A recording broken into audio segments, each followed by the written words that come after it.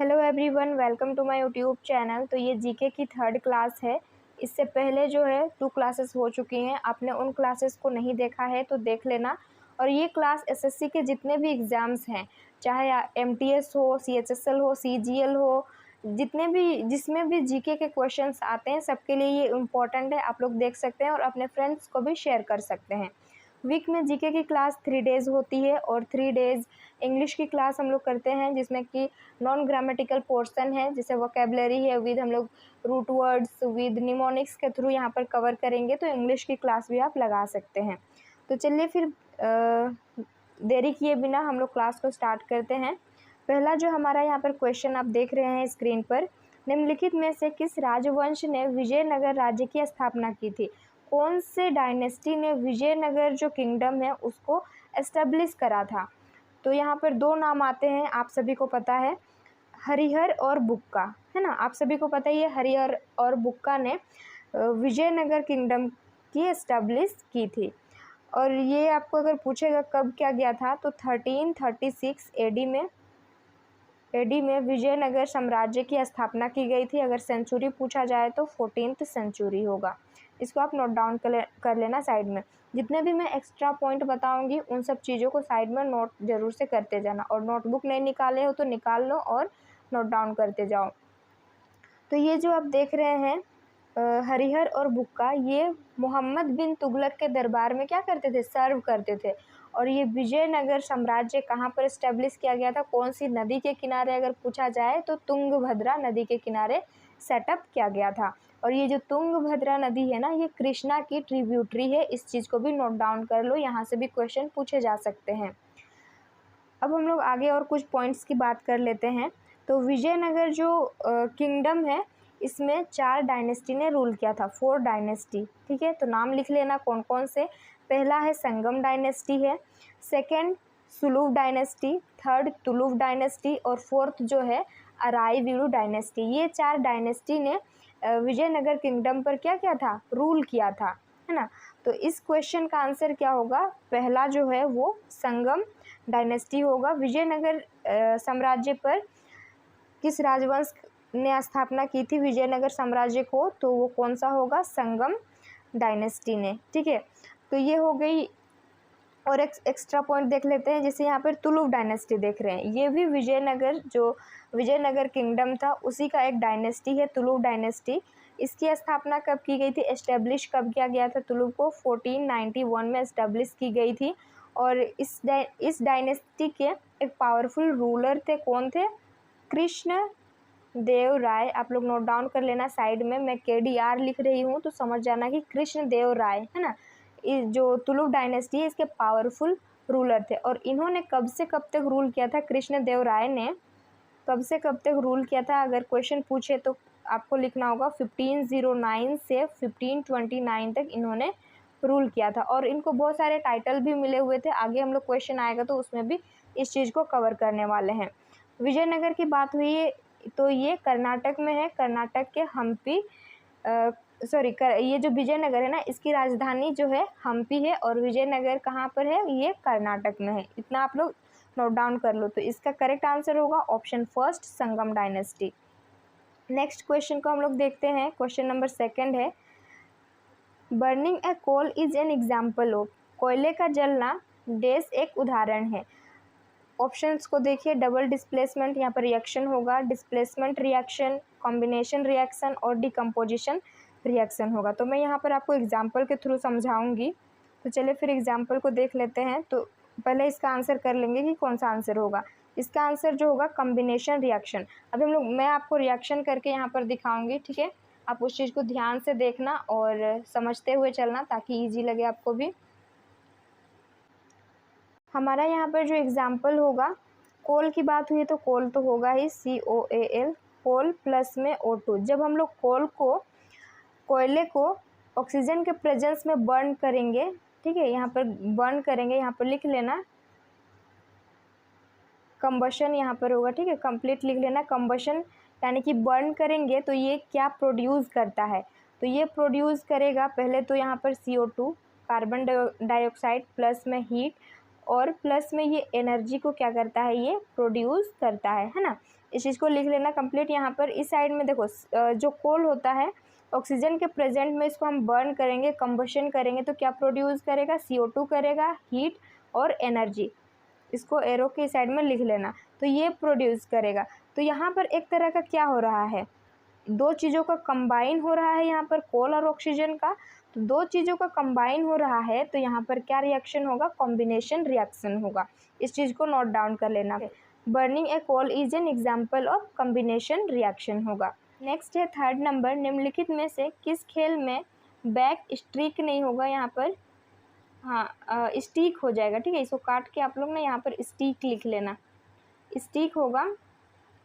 Back stick शब्द का प्रयोग किया जाता है बैडमिंटन, बास्केटबॉल, हॉकी और वॉलीबॉल।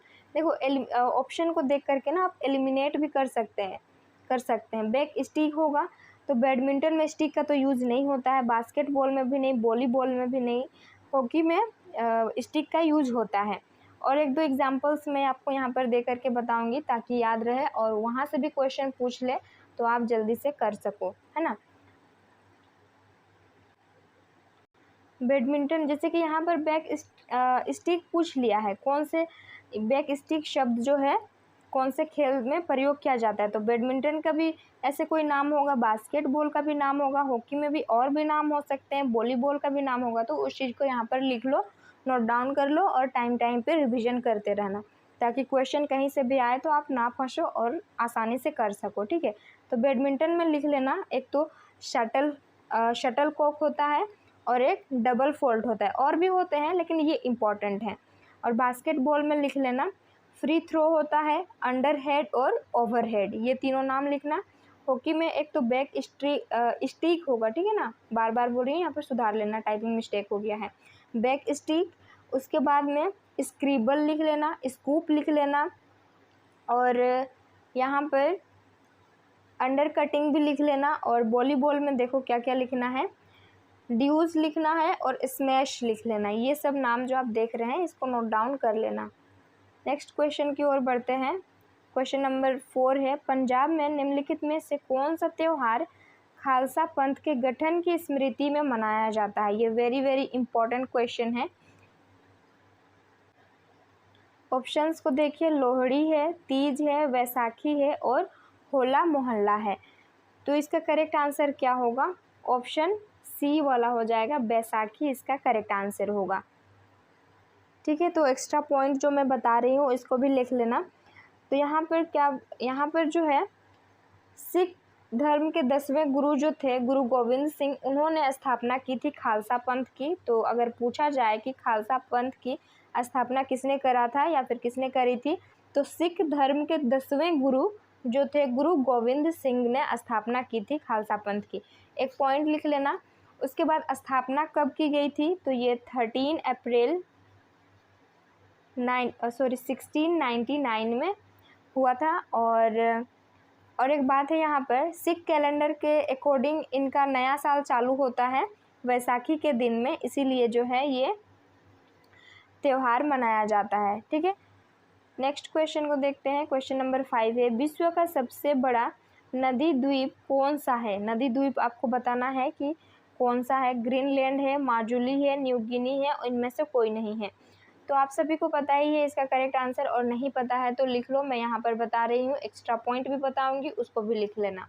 करेक्ट आंसर होगा ऑप्शन सेकंड वाला, माजुली द्वीप जो है ये सबसे बड़ा नदी द्वीप है। और ये है कहाँ, कहाँ पर पड़ता है, तो ये इंडिया में पड़ता है। जो फर्स्ट टाइम पढ़ रहे हैं लिख लो, नोट डाउन कर लो, इंडिया में कौन से स्टेट में, तो ये असम में है ना, असम में पड़ता है, ठीक है। ये नोट डाउन कर लिया। तो असम की बात हुई तो असम की राजधानी बता दो, बहुत ही इजी है, या फिर जानते हो तो बोलो मेरे साथ साथ में, दिसपुर है इसकी राजधानी, ठीक है। कैपिटल जो है असम की दिसपुर है। और ये कौन सी नदी पर बनाता है, तो ब्रह्मपुत्र नदी जो है इस बार विश्व का सबसे बड़ा नदी द्वीप ब्रह्मपुत्र नदी बनाती है। इस चीज़ को नोट डाउन कर लो। नेक्स्ट हम लोग ऑप्शंस को देख लेते हैं। ग्रीनलैंड है क्या, तो ग्रीनलैंड जो है दुनिया का सबसे बड़ा द्वीप है, सबसे बड़ा द्वीप है ग्रीनलैंड। द्वीप, और ये कहाँ पर है? उत्तरी अटलांटिक महासागर में स्थित है। इसको लिख लेना। न्यू गिनी क्या है? ये जो है विश्व का दूसरा सबसे बड़ा द्वीप है, ऑस्ट्रेलिया में है, और इनमें से कोई नहीं तो नहीं होगा। इसका करेक्ट आंसर जो होगा माजुली द्वीप है, असम में है, ये ब्रह्मपुत्र नदी बनाती है। नेक्स्ट क्वेश्चन है 6 नंबर। इनमें से कौन सी 14वीं दलाई लामा की आत्मकथा है? Wings of Fire, Playing it my Way, Long walk to Freedom और फ्रीडम इन एग्जाइल। तो इसका करेक्ट आंसर होगा ऑप्शन 4 वाला, फ्रीडम इन एग्जाइल जो है ये 14वीं दलाई लामा की क्या है? आत्मकथा है। विंग्स ऑफ फायर, और ये सब ऑप्शंस को भी देख लेते हैं हम लोग। तो विंग्स ऑफ फायर का बताइए, आपको अगर पता है तो बता दो। जो विंग्स ऑफ फायर है ये APJ अब्दुल कलाम, यहाँ पर लिख लेना, ठीक है। Wings of fire APJ Abdul Kalam, और प्लेइंग इट माई वे ये है Sachin Tendulkar, long walk to freedom Nelson Mandela, और फ्रीडम इन एग्जाइल तो है इस प्रश्न का उत्तर हो जाएगा। नेक्स्ट क्वेश्चन को देखते हैं। क्वेश्चन नंबर 7 है, नेपाल से भारत के कितने राज्यों की सीमा लगती है? ऐसे क्वेश्चन भी पूछे जा सकते हैं, और MTS में ये क्वेश्चन पूछा था कि भारत कितने राज्यों के साथ भारत के पड़ोसी राज्य कितने हैं। ये क्वेश्चन अगर आपको एग्ज़ाम में पूछा था तो ये ऐसे प्रश्न भी बन सकते हैं। तो हर तरह के क्वेश्चन को करके हम लोगों को तैयार रहना होगा, है ना। तो नेपाल से भारत के कितने राज्यों की सीमा लगती है? 6 है, 7 है, 5 है और 4 है। तो इसका करेक्ट आंसर होगा कितना हो जाएगा? 5 है। और देख लीजिए कौन कौन से राज्य हैं यहाँ पर। उत्तराखंड है, उत्तर प्रदेश है, बिहार है, वेस्ट बंगाल है और सिक्किम है। ये आप लोग नोट डाउन कर लो। ये 5 जो है राज्य की सीमा नेपाल से लगती है। अब हम लोग पाकिस्तान की भी देख ही लेते हैं कि कौन कौन से राज्य लगते हैं। तो पाकिस्तान से 2 UT हैं, तो उसके नाम लिख लो। UT के कौन कौन से हैं? पहला तो है लद्दाख है, और दूसरा जो है जम्मू एंड कश्मीर है, और 3 जो स्टेट हैं वो कौन कौन से हैं? पंजाब है, राजस्थान है और गुजरात है। ये 3 स्टेट पाकिस्तान से लगते हैं, और 2 UT, यानी कि 5 हो जाएगा टोटल। नेक्स्ट है 8 नंबर क्वेश्चन, नुआखाई त्यौहार किस राज्य से संबंधित है? ये इम्पोर्टेंट क्वेश्चन है। त्यौहार से, नृत्य से, वाद्य यंत्र से, ये जो ऐसे टॉपिक है ना, इससे एक क्वेश्चन GK में रहता ही है। तो इन सब जो टॉपिक है इनमें अपनी पकड़ अच्छी बना लीजिए, स्ट्रॉन्ग कर लीजिए। तो नुआखाई त्यौहार किस राज्य से संबंधित है? ओडिशा, पंजाब, आंध्र प्रदेश या फिर सिक्किम। एलिमिनेट भी बहुत कोई करेंगे तो 2 ऑप्शन में कंफ्यूज हो जाएंगे। पंजाब को तो छोड़ ही देंगे, सिक्किम को भी छोड़ देंगे, ओडिशा और यहाँ पर आंध्र प्रदेश में कंफ्यूज हो जाएंगे, है ना। तो चलिए फिर करते हैं। इसका करेक्ट आंसर जो होगा ऑप्शन A हो जाएगा। ओडिशा का एक त्यौहार है नुआखाई त्यौहार। ये जो धान जो फसल है जब कटाई होती है तो उस चीज़ जो धान का जो वो चावल होता है ना, उससे खीर बना के खाया जाता है, जिसी को नुआखाई बोलते हैं। नुआ मीन नया और खाई मीन खाना, ठीक है। नया चावल का खीर बना के खाते हैं, तो उसी को नुआखाई त्यौहार कहाँ मनाया जाता है? ओडिशा में मनाया जाता है। और हम लोग देख लेते हैं यहाँ पर त्यौहार ओडिशा के कौन कौन से हैं। राजा परबा है, कोणार्क है, कोणार्क महोत्सव है और धानु यात्रा भी है। पंजाब के कुछ इम्पोर्टेंट जो महत्वपूर्ण त्यौहार हैं उनको देख लेते हैं। वैसाखी है, अभी हम लोगों ने क्वेश्चन करा, एक बैसाखी है, लोहड़ी है, होला मोहल्ला है, ये सब पंजाब से संबंधित त्यौहार हैं। नेक्स्ट है आंध्र प्रदेश। आंध्र प्रदेश में कल्याणोत्सवम है और फ्लेमिंगो हैं, और भी हैं, तो हम लोग इम्पोर्टेंट को देख रहे हैं। सिक्किम के कुछ त्यौहार को देख लेते हैं। एक तो लोसुंग है और लोसारी है, ठीक है। ये सब जो त्यौहार हैं इन राज्यों से संबंधित हैं। नेक्स्ट क्वेश्चन है 9 नंबर, बोमडिला दर्रा कौन से राज्य में है? बोमडिला दर्रा, दर्रे से भी क्वेश्चन पूछे जा सकते हैं। तो ऑप्शंस देखिए, महाराष्ट्र, उत्तराखंड, अरुणाचल प्रदेश, सिक्किम। तो बोमडिला दर्रा जो है ना, ये कहाँ पर स्थित है? देखिए अरुणाचल प्रदेश में स्थित है, यानी कि ऑप्शन C करेक्ट आंसर होगा। बोमडिला दर्रा और एक यांग्याप दर्रा जो है ये अरुणाचल प्रदेश में स्थित है। महाराष्ट्र में कौन कौन से जो दर्रे हैं, दर्रे को पास बोला जाता है, कौन कौन से पास हैं? तो यहाँ पर महाराष्ट्र में थाल घाट और भोर घाट है, उत्तराखंड में देख लीजिएगा धर्मा, नीति, माना, ये सब उत्तराखंड में है। और सिक्किम में नाथुला पास, जेलेपला पास है। और एक आप यहाँ पर नोट डाउन कर लेना, पाल घाट जो है ना, पाल घाट पास, ये कहाँ पर है, ये केरल में है। इस चीज़ को नोट डाउन कर लो, केरल में है। तो इस प्रश्न का उत्तर तो आपको मिल ही गया है, अरुणाचल प्रदेश होगा। नेक्स्ट है क्वेश्चन नंबर 10 और लास्ट क्वेश्चन है ये हमारा, भारत का सबसे ऊंचा जलप्रपात का नाम बताइए। जो सबसे ऊंचा जलप्रपात है इंडिया का, नाम बताना है आपको। कुंचिकल जलप्रपात, चूलिया, बरेही पानी और धुआंधार। एक एक करके हम लोग देख लेते हैं। कुंचिकल जलप्रपात के बारे में यहाँ पर देख लेते हैं और आपको आंसर पता लग जाएगा कि कहाँ पर है।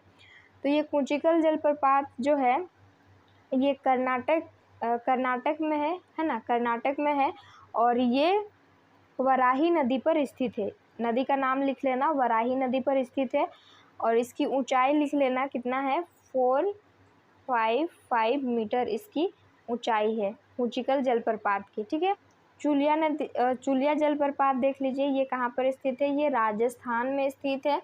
और ये कौन सी नदी पर है, तो चंबल नदी, कोटा में जो चंबल नदी बहती है ना, तो कोटा के पास में है ये चूलिया जलप्रपात है। बरही पानी जलप्रपात को देख लेते हैं, तो ये ओडिशा के मयूरभंज में है, ओडिशा के मयूरभंज जिले में है। और इसकी ऊंचाई जो है ना, ये कितनी है, 399 मीटर इसकी ऊंचाई है।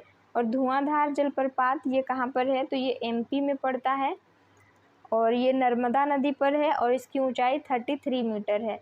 तो यहाँ हम लोग का जो क्वेश्चन है कि सबसे ऊंचा जलप्रपात कौन सा है भारत का, तो वो कौन सा होगा, कुंचिकल जलप्रपात होगा, जो कि कर्नाटक में है। और इसकी ऊंचाई कितनी है, 455 मीटर इसकी ऊंचाई है, इतनी ऊंचाई से गिरती है। तो ये थे आज के क्वेश्चंस। आपको क्लास कैसी लगी आप कमेंट सेक्शन में बताना और अपने फ्रेंड्स को शेयर कर देना और एक लाइक कर देना। ओके।